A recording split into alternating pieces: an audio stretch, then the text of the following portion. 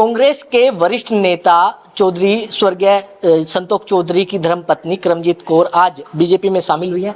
Ma'am, क्या वजह रही कांग्रेस छोड़ बीजेपी में शामिल हुई है आप आज? लंबे अरसे तक एक परिवार से जुड़े रहे और पर्दे के पीछे रह के करीब 47 साल तो मैंने भी काम किया है। चाहे मेरा क्षेत्र एजुकेशन है, गर्ल एजुकेशन है, और जिस समाज से मैं आती हूँ उनके प्रति मेरा एक सॉफ्ट कॉर्नर रहता है कि उनकी भलाई कैसे कर सकूं, क्योंकि मेरे वालिद लेट मास्टर गुरबंता सिंह जी ये कहते थे कि अगर किसी की भलाई करनी है, किसी समाज को ऊंचा उठाना है, तो सिर्फ एक बात करो, उसे पढ़ा दो। इस बात को अपने पल्ले बांधती हुई मैं लंबा अरसा एजुकेशन डिपार्टमेंट में रही और गरीबों के कॉलेज में उसको एक को एजुकेशन कॉलेज बनाने तक गरीबों के बच्चों को पढ़ाया। आज इस नए परिवार में आके मैं महसूस करती हूँ कि जितना समय ज़िंदगी का बचा है उसमें मैं वो अधूरे सपने जो मेरे पति ने देखे और जो कुछ मैं चाहती हूँ कि अपनी बची हुई ज़िंदगी में अपने समाज के लिए, अपने वर्ग के लिए, अपने पंजाब के लोगों के लिए कर सकूं, इस संकल्प से मैंने बीजेपी ज्वाइन किया है।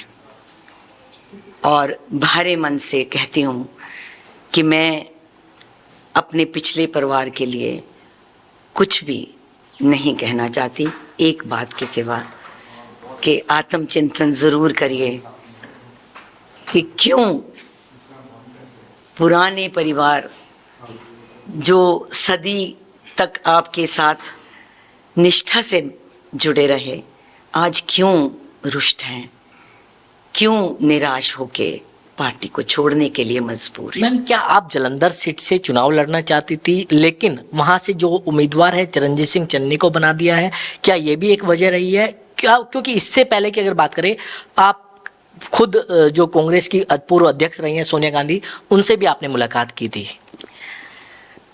अपने लीडर्स को मिलना एक स्वाभाविक बात है और इसमें कुछ गलत नहीं है। मैं धन्यवाद देना चाहूँगी मैडम सोनिया गांधी जी को कि उन्होंने मुझे लंबा समय दिया और खुल के मैंने उनसे अपने मन की बातें करी।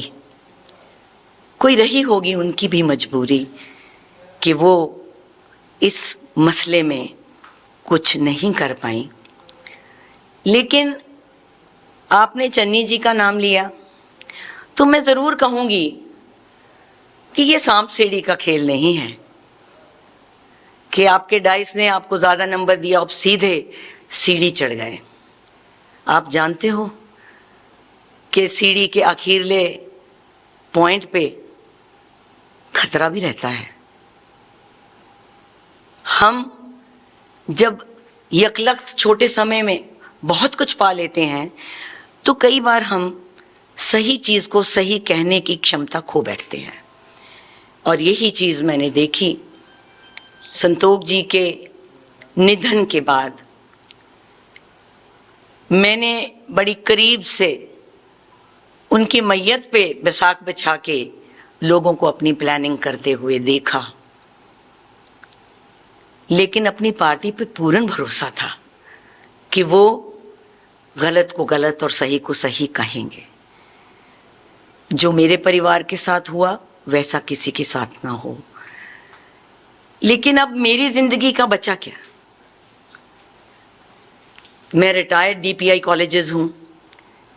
पहला जो मेरा क्षेत्र है वो एजुकेशन है। गर्ल चाइल्ड पे काम करती हूँ, वुमेन एजुकेशन पे काम करती हूँ, वुमेन एम्पावरमेंट पे काम करती हूँ, गरीबों की पढ़ाई के लिए तत्पर रहती हूँ। लेकिन जो काम अधूरे रह गए उनका क्या, कैसे करूँगी?